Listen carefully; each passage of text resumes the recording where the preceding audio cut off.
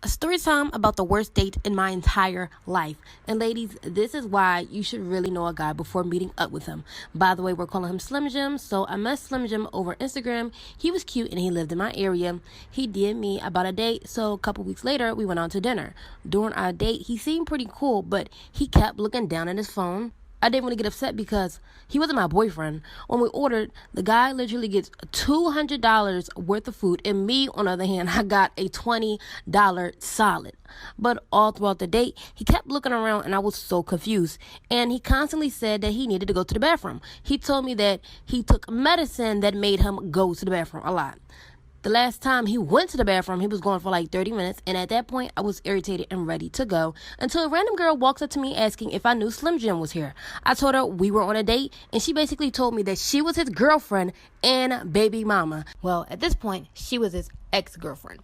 She starts telling me the craziest things about him, that he robs people, and that he will soon be doing time for being a part of a murder investigation, and that I should stay away from him because he had HIV and that he gave it to her.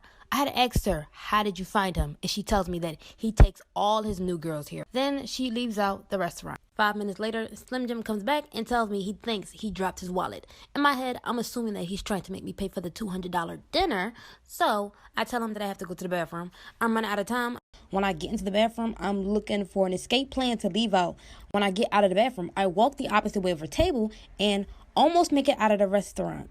Next thing you know, I'm getting tapped on the shoulder and I turn around and it's him. I'm literally so confused because he was just sitting down the whole time.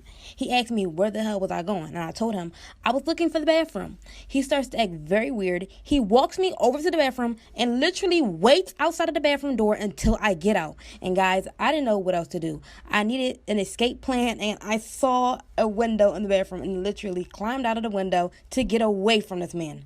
Then 2 weeks later, come to find out, he gets arrested and he's given 23 years in prison.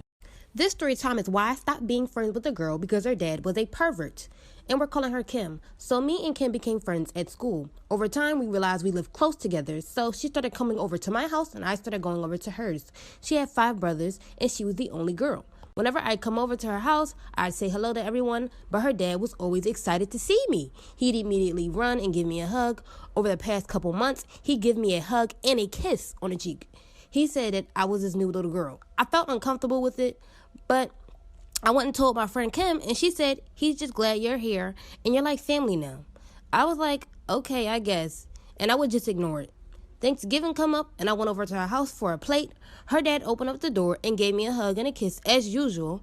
I walked in the house, and he said, you need to eat to keep that booty plump. I laughed in nervousness, and he slapped and squeezed my butt. There's more that happened after this. Remember how I told y'all I came over for Thanksgiving? Her dad slapped and squeezed my butt. I was weirded out, but I laughed to hide how nervous and anxious I was. After I get a plate of food and I sit down with Kim, I told her dad slapped my butt.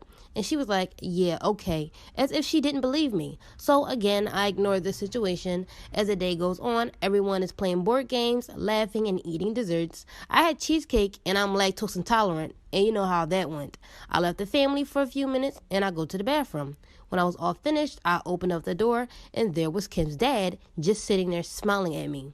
I was like, oops, my bad. You were probably waiting for a while. Here you go. He's sitting there smiling at me, and I asked him very nervously if I did something wrong. He was like, yes, you haven't been spending time with daddy, and he likes to jiggle my breasts in a weird way. At this point, I was backing up because he starts acting weird.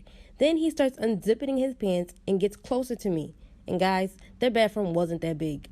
I immediately took the Windex that was on top of their toilet and sprayed it into his eyes and quickly ran out of the bathroom.